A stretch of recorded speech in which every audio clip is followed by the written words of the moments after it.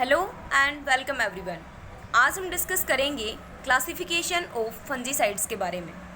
Fungicides को basically 3 important basis पे अलग अलग कैटेगरीज में डिवाइड किया गया है। वो बेसिस हैं first mode of action, second general use और थर्ड है केमिकल कंपोजिशन। हम वन बाय वन करके इनको डिस्कस करेंगे।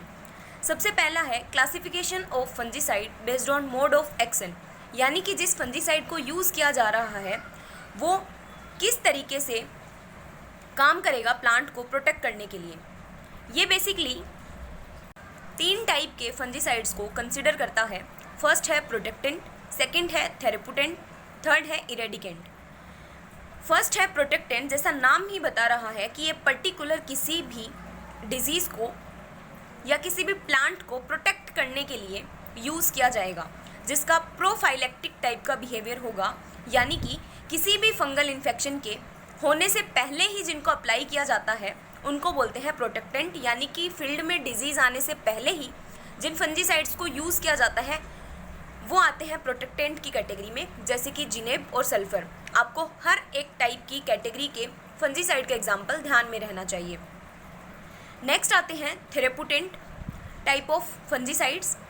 ऐसे फंजीसाइड्स जो कि किसी भी पर्टिकुलर फंगस को इरेडिकेट करने में हेल्प करें जब वो इन्फेक्शन कर दें। यानी कि प्रोटेक्टेंट को हम तब यूज़ कर रहे थे जब फील्ड में बीमारी नहीं आई थी, जब फील्ड में इन्फेक्शन नहीं हुआ था, और थेरेपुटेंट को हम जब यूज़ करते हैं जब इन्फेक्शन हो चुका होगा, और क्यूरेटिव मेजर के रूप में हम इसको यूज़ करते हैं। एग्जाम्पल है कार्बोक्सिन, ऑक्सीकार्बोक्सिन और डिफरेंट एंटीबायोटिक्स लाइक यूरोफंगिन।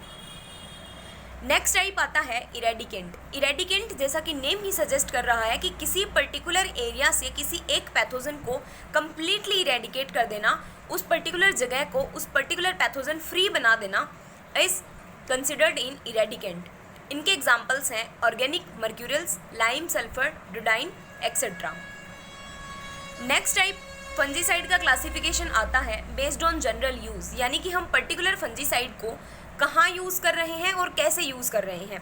क्या हम उसका सीड ट्रीटमेंट करके यूज़ कर रहे हैं, या फिर सोइल में एप्लीकेशन कर रहे हैं, या किसी फ्रूट को प्रोटेक्ट करने के लिए डायरेक्टली फ्रूट के ऊपर उसका स्प्रे किया जा रहा है, या इरेडिकेंट्स के रूप में, एंटीबायोटिक्स के रूप में जो फंजीसाइड को यूज़ करने का पर्पस है वो क्या है। उस हिसाब से फंजीसाइड को डिफरेंट क्लासेस या कैटेगरीज में डिवाइड किया गया है। सबसे पहले हैं सीड प्रोटेक्टेंट्स, जैसा कि नेम इंडिकेट कर रहा है, जिनको सीड पे अप्लाई किया जाएगा। आपको हर एक टाइप के फंजीसाइड का एग्जाम्पल ध्यान रखना है, एटलीस्ट एक एक। तो सीड प्रोटेक्टेंट में जैसे आते हैं कैप्टान और थायरम। सोइल फंजीसाइड्स में जैसे बेसिकली बॉर्डेक्स मिक्सचर और कॉपर ऑक्सीक्लोराइड को कंसिडर किया जाता है। और कॉपर ऑक्सीक्लोराइड बेसिकली एक ऐसा फंजीसाइड है जिसको हम बैक्टीरियासाइड के रूप में भी यूज़ करते हैं और फंजीसाइड के रूप में भी यूज़ करते हैं।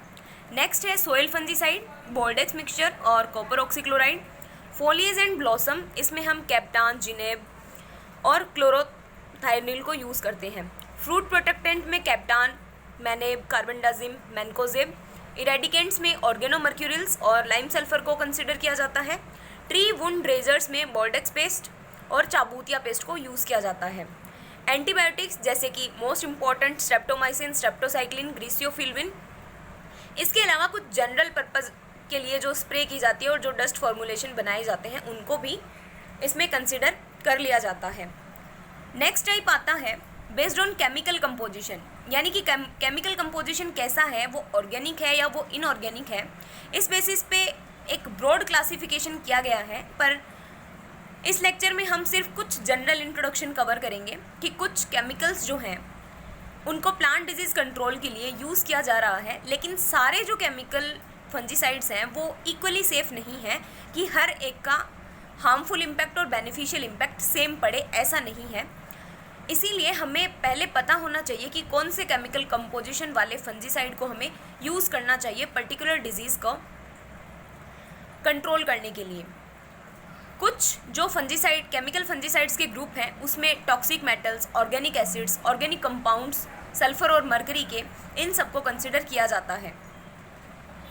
इसके साथ ही कुछ मेटेलिक सब्सटेंसेस जैसे कि कॉपर, मरकरी, जिंक, टिन और निकल को इनऑर्गेनिक और ऑर्गेनिक फंजीसाइड्स को बनाने के लिए यूज़ किया जाता है। उसी तरीके से कुछ नॉन मेटेलिक सब्सटेंसेस को भी जैसे कि सल्फर, क्लोरीन और फॉस्फोरस को डिफरेंट केमिकल फंजीसाइड्स को बनाने के लिए यूज़ किया जाता है। अब केमिकल कंपोजिशन के आधार पर जो भी डिफरेंट फंजीसाइड्स हैं और कुछ इंपॉर्टेंट का केमिकल कंपोजिशन हम नेक्स्ट लेक्चर में डिस्कस करेंगे।